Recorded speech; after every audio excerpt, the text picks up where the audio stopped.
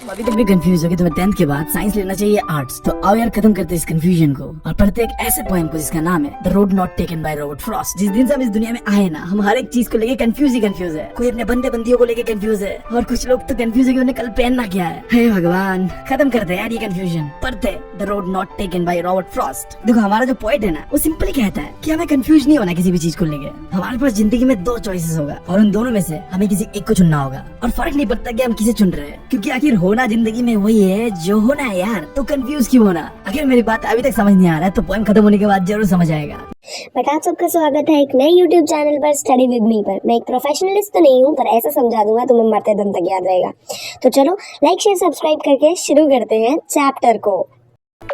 तो इस पोएम का स्टार्ट होता है जब हमारा पोएट रॉबर्ट फ्रॉस्ट वॉक कर रहा होता है एक येलो फॉरेस्ट पे। पोएम में जो ये वर्ड है येलो वुड, इसका मतलब येलो फॉरेस्ट ही है। अब येलो फॉरेस्ट सिंबलाइज कर रहा है ऑटम सीजन को। तुम पूछोगे कि ये ऑटम सीजन क्या है? ये जो आग में जला देने वाला समर सीजन होता है ना, इसके खत्म होने के कुछ समय बाद तक, जब तक विंटर नहीं आ रहा होता है ना, उस टाइम पीरियड को कहते हैं ऑटम सीजन। मेनली सितंबर, अक्टूबर, नवंबर, इसे कहते हैं ऑटम सीजन। इस समय जब मैं ये वीडियो बना रहा हूँ तो ये भी चल रहा है एक ऑटम सीजन। तो इस समय ना मेनली जापान पे ऐसा देखा जाता है कि जो फॉरेस्ट होता है वो रेड, ऑरेंज, येलो कलर का हो जाता है। तो हमारे पोएम में भी ना ये जो फॉरेस्ट है ये येलो वुड है, मतलब येलो फॉरेस्ट है, जो कि बहुत ही प्यारा लग रहा होता है हमारे पोएट को। वो नजारे का मजा लेके वॉक कर रहा होता है और रास्ते को एंजॉय कर रहा होता है। थोड़ी देर वॉक करने के बाद एक ऐसा पॉइंट आता है जहाँ पे अब ऑथर को 2 रास्ते दिखते हैं, एक लेफ्ट एक राइट। अब ऑथर को चुनना होगा कि वो किस रास्ते पे चलेगा। अब रॉबर्ट फ्रॉस्ट कंफ्यूजन में कि कौन से रास्ते पे चला जाए। भाई को थोड़ा दुख लगता है कि वो दोनों रास्तों पे एक साथ नहीं चल सकता, तो अब वो सोच विचार करने लग जाता है कि किस रास्ते को चुना जाए और किस रास्ते को छोड़ दिया जाए। अब देखो हमारा पोएट रॉबर्ट फ्रॉस्ट ने जितने भी पोएम्स लिखे ना, उसके अंदर गहरे गहरे मीनिंग छुपा होता है हमारे लिए। इसलिए तो रॉबर्ट फ्रॉस्ट का पोएम तुम्हें हर एक क्लास पे दिख जाएगा, 9, 10, 11, 12। इस पोएम में और इस पॉइंट पे रॉबर्ट फ्रॉस्ट तुम्हें बताना चाह रहा है कि हमारे लाइफ में भी एक ऐसा पॉइंट आता है जब हमें चुनना होता है। आगे लाइफ में हमें 2 रास्ते मिलते हैं और हमें उनमें से किसी एक को चुनना होता है। हम डिसाइड करते हैं कि हमारे लिए बेस्ट कौन सा है। देखते हैं कि रॉबर्ट फ्रॉस्ट के लिए इन दोनों रास्तों में से बेस्ट कौन सा होता है। रॉबर्ट फ्रॉस्ट को समझ नहीं आ रहा होता कि कौन सा रास्ता चुना जाए, तो पहले रास्ते को देखता है। जहाँ तक देखा जाता है वहाँ तक वो देखता है। वो रास्ता आगे जाके बेंड हो जाता है और बड़े बड़े गच्छियों पे कहीं छुप जाता है, गायब हो जाता है। एंड देन वो देखता है दूसरे रास्ते को, जो कि एग्जैक्टली सेम ही होता है, बस एक डिफरेंस होता है। जो सेकंड रास्ता है उस रास्ते पे बड़े बड़े ग्रासेस है, जिससे पता चलता है कि इस रास्ते पे ना लोग कम चलते हैं। तो रॉबर्ट फ्रॉस्ट डिसाइड करता है कि इसी रास्ते पे चला जाए जिस रास्ते पे लोग कम चलते हैं। शायद यही रास्ता मेरे लिए एडवेंचरस होगा। अब यहाँ पे मैंने जो तुम्हें बताया कि ऑथर ने दूसरे रास्ते को चुना, इसे सेकंड स्टेज हमें एक्सप्लेन करा गया है। लाइक इसका पहला line, then took the other just as fair, जिसका मतलब है उसने दूसरे रास्ते को चुना। क्यों चुना वो चीज दूसरे लाइन पे बताया गया है। And having perhaps a better claim, इसका मतलब है कि पॉइंट अपने आप को कन्विंस कर रहा है कि जिस रास्ते को उसने चुना है ना वो बेटर है। क्यों बेटर है वो तीसरे लाइन पे है, because it was grassy and wanted wear. उसी रास्ता यूनिक लगता है क्योंकि उस रास्ते पे ग्रासेस था, और जिस रास्ते पे ना लोग ज्यादा चलते हैं ना वहाँ पे ऐसे ग्रासेस नहीं उगते।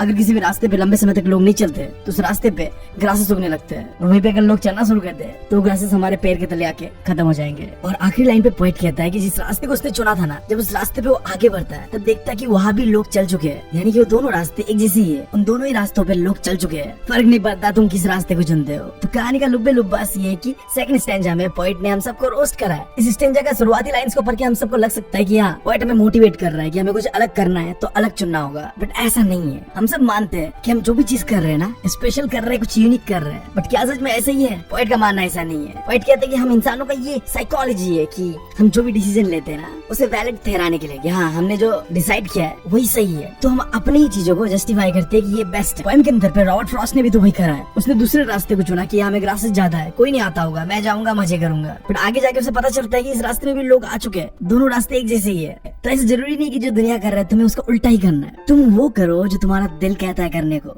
दूसरों को देख के अपने एक्शन को जस्टिफाई करने की कोशिश नहीं करो कि हाँ वो लोग जो कर रहे हैं वो गलत है, मैं जो कर रहा हूँ वो सही है। वो करो जो तुम्हारा दिल कह रहा है करने को। अगर दिल कह रहा है सही है तो बस कर दो यार।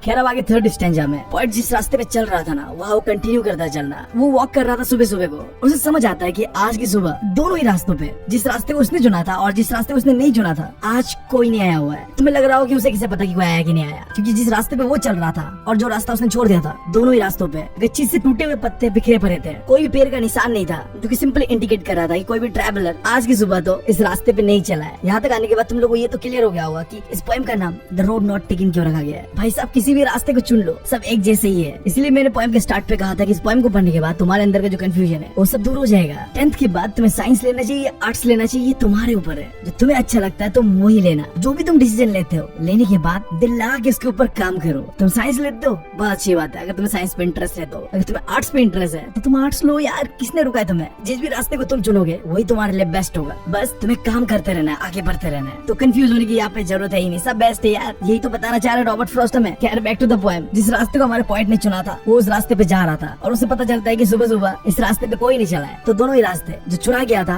और जो छोड़ दिया गया था, एक जैसे ही था। तब आगे जाके पॉइंट सोचने लगता है कि चलो इस रास्ते पे मैं आज चल लेता हूँ, कल जाके मैं उस रास्ते पे भी चल लूंगा। बट रियल लाइफ में ऐसा नहीं होता मेरे जान। अगर तुमने कोई डिसीजन ले लिया तो तुम्हें आगे ही बढ़ते रहना होगा। और इस चीज का रिलेशन हमारे पॉइंट को भी होता है। वो कह तो देता है कि हाँ दोबारा कभी उस रास्ते पे चल लूंगा जिस रास्ते को मैंने आज छोड़ दिया है। बट उसे मन ही मन अंदर ही अंदर पता था ये चीज कि ऐसा कभी नहीं होने वाला। क्योंकि जब तुम एक डिसीजन लेते हो और आगे बढ़ते हो ना, तो ये चीजें आगे बढ़ती ही रहता है। तुम कभी पीछे नहीं जा सकते। उसके लिए तुम्हें फिर टाइम मशीन बनाना होगा कि हाँ मैंने जिंदगी में उस समय में ये फैसला लिया था और ये गलत था, अब मैं उसे जाके बदल दूंगा। बिना टाइम मशीन के हम वापस पीछे नहीं जा सकते। जो भी हमने एक्शन लिया है उसे हम बदल नहीं सकते। मान लो तुमने ऐसा डिसाइड किया कि तुम अपने क्रश को बिल्कुल इग्नोर करोगे और अपने पढ़ाई लिखाई पे ध्यान दोगे। अब इस चक्कर में अगर आगे जाके तुम्हारे क्रश किसी और के बाहों में होना, तो उसके लिए रिग्रेट मत करना। तुम दोबारा चीजों को बदल नहीं सकते। अगर पीछे पड़े रहते तो क्या पता क्रश बंदी भी बन जाती तुम्हारी। अरे बाप रे, ये खेला है।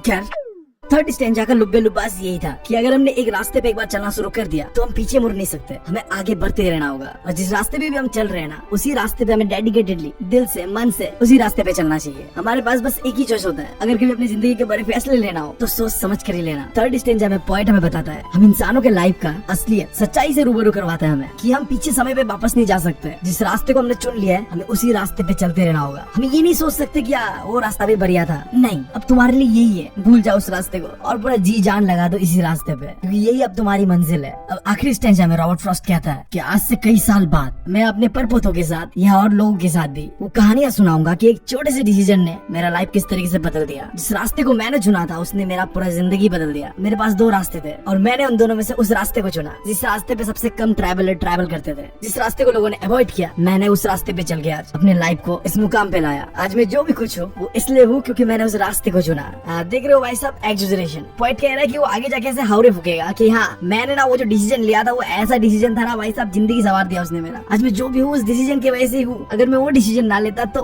पता नहीं क्या होता मेरे साथ। अब ये एक तरीके का सार्केज्म है हम लोगों के लिए, और किसके लिए होगा? अगर तुम पॉइंट के एंगल से देखो ना, तो अगर तुम कुछ भी ऐसा करते हो जो लोगों से अलग है तो सही और गलत नहीं है, वो तुम्हारे ऊपर है। मैं भी अगर चाहता तो सिंपली इस पोएम को ऐसे करके एक्सप्लेन कर सकता था कि हाँ रॉबर्ट फ्रॉस्ट एक बार सैर पे निकलता है, वॉक पे निकलता है एंड वो देखता है कि फॉरेस्ट पे उसे दिखता है दो रास्ते और उसने उस रास्ते को चुना जिस रास्ते को लोग अवॉइड कर रहे थे। उसने कुछ डिफरेंट चुना और जिंदगी में आगे जाके इसलिए उसके साथ अलग हुआ। और तुम्हें भी ऐसा ही करना चाहिए। रॉबर्ट फ्रॉस्ट ने हम लोगों के ऊपर छोड़ा हुआ है। देख लो यार, तुम कोई भी डिसीजन ना सही गलत नहीं होता, कोई भी चॉइस बेस्ट या बुरा नहीं होता। सब हमारे ऊपर है कि हम कैसे चीजों को आगे लेके जाते हैं। और ये फोर्थ स्टैंजा में उसने सार्केज्म दिया है, स्पेशली उसके दोस्त को डेडिकेटेड करके। रॉबर्ट फ्रॉस्ट का एक दोस्त हुआ करता था एडवर्ड थॉमस, और वो बंदा जब भी वॉक पे जाता था ना रॉबर्ट फ्रॉस्ट के साथ, तो एक रास्ते को चॉइस करता था एंड देन वो रिग्रेट करता था कि मैंने इस रास्ते को क्यों चुना, उस रास्ते को क्यों नहीं चुना। तो हमारा भाई फ्रस्ट्रेटेड होके ये पोएम बनाता है, द रोड नॉट टेकन, कि भाई तू किसी भी रास्ते को चुन ले, सब एक जैसे ही है। तूने जिस रास्ते को चुना है उसी रास्ते पे आगे बढ़ और जिंदगी का मजा ले। ये मत सोच कि ऐसा होता तो कैसा होता। अरे यार बाहर में गया कैसा होता, तुम जहाँ भी हो जैसे भी हो बस जिंदगी के मजे लो यार। आई होप तुम लोगों को ये पोएम समझ आया होगा, एंजॉय करा होगा तुम। तो मिलते हैं आपको नए लेक्चर के साथ। बाय।